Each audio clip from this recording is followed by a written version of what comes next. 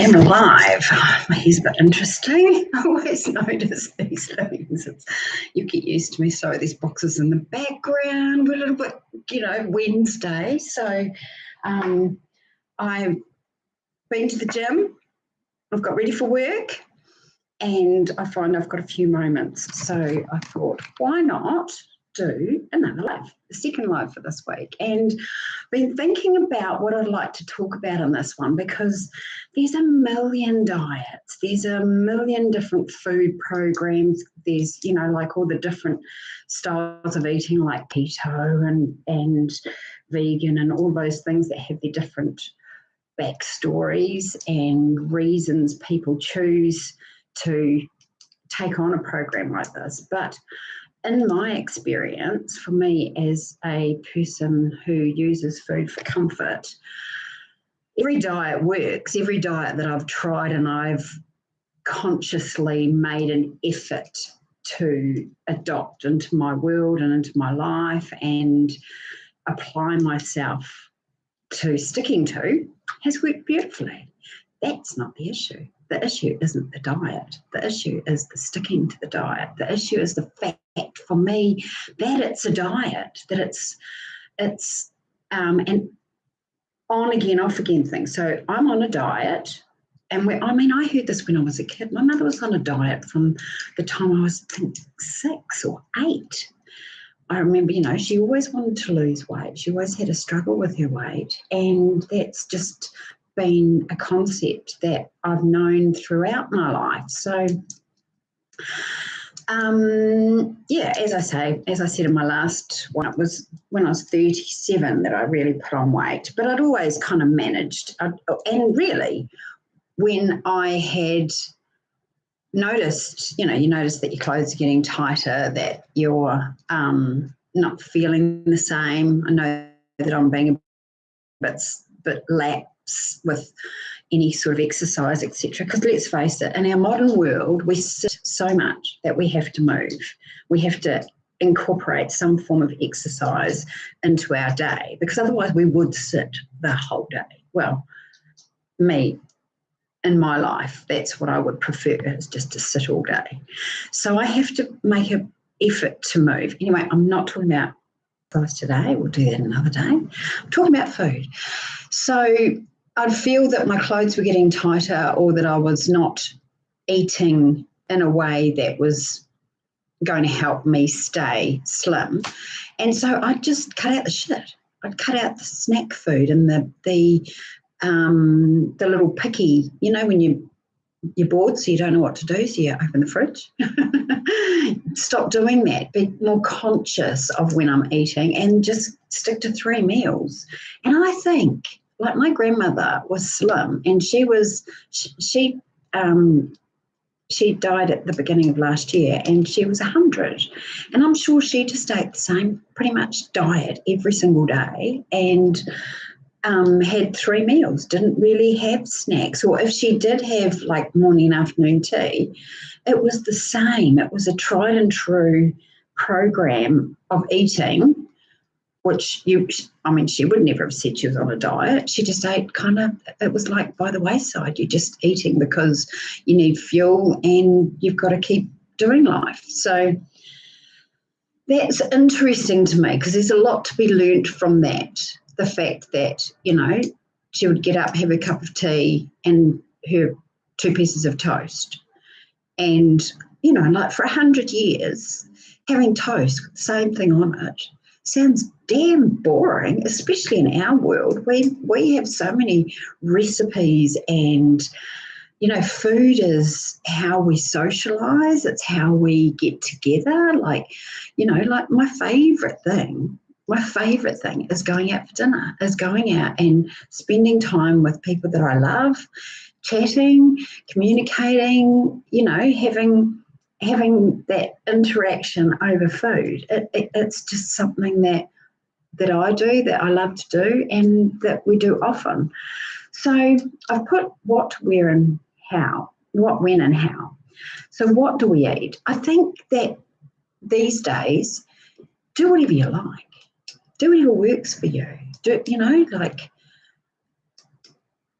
It's a matter of finding what you can enjoy eating, or, as in my case, follow the food groups and the things that I know that I should eat, can eat, and then doing it in a way that works with my life. So food goes into its perspective for me. Like, what do I mean by that? That just sounds so airy-fairy.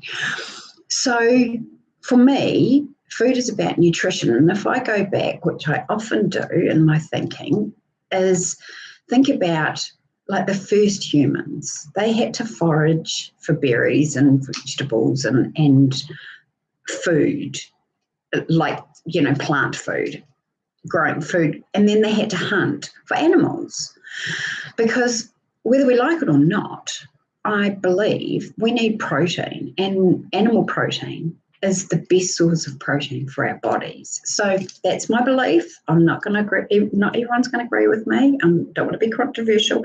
This is just this is my podcast about me. So if you don't agree, you're allowed to not agree, and you can have your own thing, and we can all have our own thing, and that's what makes us a beautiful, colourful human race, is that we all get to think our own thoughts and agree with our own thinking and disagree with other people, and it doesn't matter, because we're all just trying to get along in life. We're all just trying to live our best lives and do the best we can with what we've got. So anyway, back to food.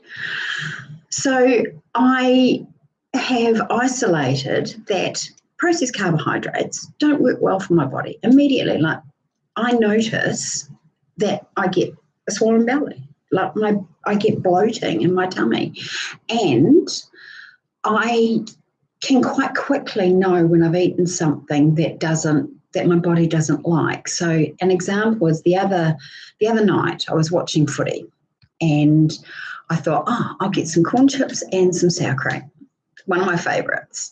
And since bariatric surgery, I can't eat a whole lot. So the bag of chips actually lasts. It never used to last. I'd eat, virtually the whole packet, or, like a little bit later. It usually didn't last more than one day. Whereas now I'm going to have it for like 3 or 4 days, and I just have a few chips, and that's enough. Thing is, I don't want to eat chips every day. So I tend now to chuck them out. So if I've had them one day, then I'll leave them. And because what's going to happen? I'm going to open the pantry, I'm going to see them there. I'll eat chips. I won't have my omelette, or I won't have my, chicken and vegetables. I'll eat the chips because I'm a fatty. That's what I do. That's my thinking. So that gets into another point. This is going to have to be like 5 episodes, I reckon, is that I ate the chips and I ate the sour cream, and I didn't eat a whole lot. I ate enough to the point that with my little tummy, it's like, that's enough, can't eat anymore, put them away. Cool. But I just felt crook. I felt like nasally, like my sinuses felt a bit, like that, which didn't feel great. I kind of felt foggy in the head, and I just kind of felt lethargic. I just wanted to go in, and I went to bed early. Well, as soon as the footy finished, I went to bed, and it wasn't late. It wasn't bedtime. It was an early night, because I just felt uncomfortable. And like, I said in my last podcast about my about the surgery being a godsend and changing my life, that's the absolute truth, because it's a protection that keeps me really honest. Like, if I have lunch, and yesterday, actually it wasn't yesterday, it was Friday. I did it yesterday as well, but not as bad as Friday. Friday I ate an apple, and then too quickly I ate something else, and an apple is quite filling. And for some reason, apples have always kind of made me burp, and just had a little bit of a funny reaction with me. So now, since surgery, I can't eat a whole apple and then eat anything else. And I didn't realise this till I felt really crook, to the point that I needed to get away from my desk and go and have a rest. And when that happens after surgery, usually I need to have a sleep and wait until kind of the icky feeling passes. So it's it's a blessing to me to have a small tummy and for it to respond so quickly to what I eat, because it's a natural set of guardrails that I have to live within. And that takes some doing, but also it means that I can't stray too far. So I'm very, very lucky. I do understand how lucky I am from this surgery, where it would be easy to reprogram myself and my thinking into going back to bad habits. The guardrails are enough that they clip me back into, oh, that's right, I can't do that. And I could actually just eat that food, stop for a bit, eat more of that food, because it all just passes through. But instead, it's like, no, I'm satisfied, I'm full, and I choose not to. That's the difference, is that I'm choosing not to continue to eat once it's passed through my little tummy. Because after that, you know, I can still eat the same calories that I was eating when I was 100 kilos. I just have to eat all day long to do that, and I choose to stop. Anyway, I've got away from the what to eat. So this will be a jumble of what to eat and whatever other tangents Carol seems to go on to. So the what to eat is, like, my recommendation for myself is to find a simple, easy set of food rules that I can stick to. So what does a day of eating look like for Carol? So I buy a rotisserie chicken, I break it down, I put it in a container, so I've got like bite-sized pieces, because then that's easy for me, because I don't like picking chicken off bones. My mum does, but I don't. So I've got it all cut up into cubes, and then I made some teriyaki stir-fry vegetables. So I put the two together, and that's my lunch. Or I make a big omelette and I cut it into quarters, and I've got a quarter. So, I mean, that's enough. Add cheese and crackers over here. Well, where I live, they make these New Zealand mainland. I think you've got them in New Zealand as well. The cheese and crackers. There's 5 little water crackers and 5 little slices of cheese. It's perfect. It's a perfect like kind of mini meal for me. And even luckier, just across the road from work is Woolworths Metro. So I can go and buy food rather than going and thinking, oh, I'll get this or I'll get that, or, you know, takeaways. Like, yeah, it's easy. And I think for me in my life, because I'm not a foodie, I don't want to spend hours on end cooking, the ease and the easiness, the readily available, the ability to sort out what I'm going to eat quickly and easily makes all the difference. So my favourite treat is I buy Greek yogurt. Now, not the Greek style yogurt. Greek style yogurt is thinner, it's got less protein, and it's got more sugar. So if you try and find Greek yogurt, Chobani actually is the brand that I've found is the best. And because I like something sweet, I put fruit in it. So half a kiwi fruit, half an orange, and a little like this size packet of sultanas. And that's like a dessert for me. Like, I'm really simple. I don't need a whole lot. And yeah, I've been eating this way. I need to actually kind of up my protein, I think. But anyway, so that's a kind of little bit of the what. In fact, I might just stick with the what, because it's a big enough subject. And next food talk, I'll go back to the when. So yeah, with that, so also, as I mentioned in one of my previous lives, when you have bariatric surgery, you need to do a pre-op diet. And the pre-op diet is for 2 weeks, well, depending on the level of your overweightness, you get a different pre-op period of time. So the purpose of that is to shrink your organs down so that when they expand your tummy, they can move your organs out the way easier. That's what I understand. So I had to do mine for 2 weeks, and that consisted of, I think, 3 or 2 shakes, meal replacement shakes of a specific brand set that they gave me, and a plate of vegetables.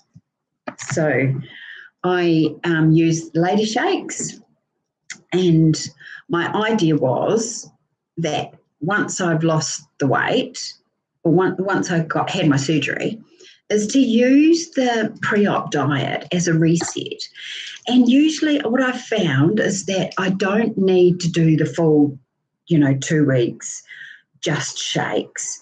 It's actually enough just to incorporate a shake. It's like it's a mental thing. It's like, oh, you got off track. You need to rein it in, Carol. And use the shakes and just kind of gauge how my thinking is with food, and clear out if I've bought too much crappy stuff, because like going to the supermarket, it's quite possible. So in my laptop, it's not going to work. Going to the supermarket, I don't know about you, but you go there for 2 things, come out with 15 things, and I love shopping. I love the supermarket. So I tend to buy vegetables, and I tend to throw vegetables out. I have an idea of what I'm going to do with them, and I don't use them all. But what I can do is buy too many snacks and too many bits and pieces, and then I've got too much food to choose from. And honestly, that's when I end up eating the chips, is when there's too many choices. If there's only what I can eat, I'm okay with that. I don't have to think, oh, do I eat that, or do I eat that, or do I eat that? I kind of can just grab and eat. So another favourite of mine at the moment is just rice crackers. It's the original rice crackers, fantastic brand, which is the brand that I really like. Although they're not as easy to find most of the time now. I can get the branded ones, but sometimes they're a bit like the Sakata brand. I find they stick in your teeth too much. There's something about them. I feel like they've got too much flour in them. So they might not. It might be just me. Anyway, so I get the fantastic brand, and I have that with I'm going to say slice, but I mean a chunk of camembert. And I've got a brand I like of that as well. The Coles brand's my favourite. And then I buy some smoked salmon, and I just get a little bit of that and a bit of avocado. So over like 4 or 5 crackers, I've actually narrowed it down to 4, because 4 feels good. 5 is just that little extra one that I probably don't need. So it's got good fats with avocado, it's got the good fats with the salmon and the protein, and the camembert's got the protein and a little bit of carbs as well. So that's quite a nice snack. It's something I enjoy eating. It's like a treat, like it's kind of a little bit gourmet. Yeah, so in winter time, I'll get my soup maker out. But I have realised, when I was talking about bloating before, sweet potato makes me bloat up as well, because I do love sweet potato. And I'll just put that in the air fryer, roast it with some, like put it in coconut oil, bit of avocado oil, or olive oil and garlic, salt and pepper, mix it all together, then put it in the air fryer and just roast it and have that with whatever else I'm eating. But I can't. Yeah, I probably actually just eat that on its own, and that's a meal, because I really like it. I don't want to add anything to it and reduce the flavour of the sweet potato, because I like it that much. So one decent size sweet potato, because it's so easy and it's mushy and it's sweet and it's got a garlicky flavour and kind of the juxtaposition between sweet and sour. All of that I really love. So I'll quite honestly, I'm not here to hide from you and just be who I am. I will eat that over like 2 days and just eat a bit and then eat another bit. So, oh yeah, I've got sweet potato in the fridge.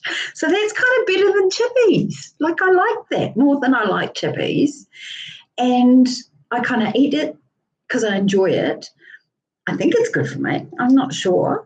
But it does give me this little bit of bloating. So don't eat it all the time then. If you really enjoy it, don't cut it out. Just eat a little bit. And don't have it every week. Have it today, and then I won't have it for another month or two. So that's kind of the way I look at food, is like, don't deny yourself. Like when I went to Bali to see my daughter, and went for my daughter's 30th birthday. They've got the most beautiful pastries, and on the last day I bought a pastry to have and a pastry for the plane. It's like, you're in Bali, go and have the flippin' pastry, like life can't be that rigid.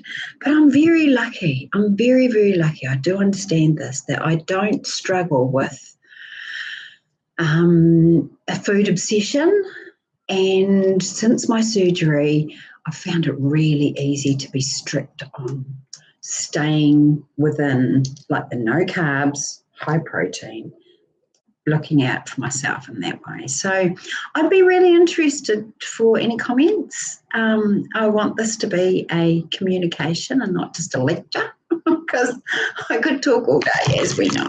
Whoops, did it with the laptop again.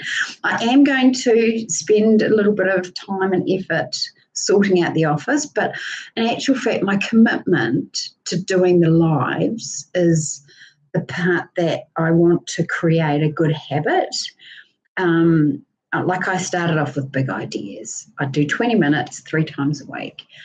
Well, this is my third, but my last one was on Saturday. So Saturday, Sunday, and it's Wednesday. So weekends, Wednesdays, it's a bit catchy.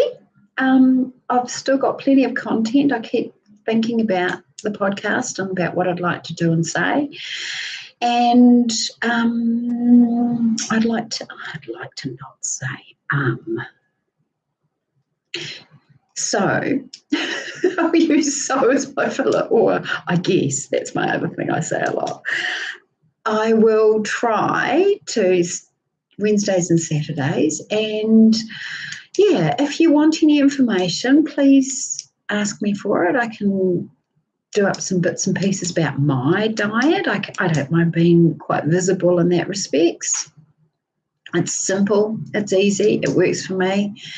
And so I hope that by raising some topics, you're getting to think about yourself and how anything I say relates to your world and your thinking. And for those Aussies, if you're thinking about, wanting to commit to weight loss surgery, then get your super and get it funded by that. And look, it is most definitely a huge decision, but it's such a good decision. It really can change your life and give you back the freedom from, I'm going to swear, the food fuckery in your head.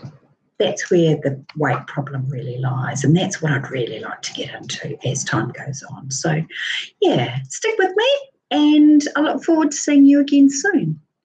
Have a great day.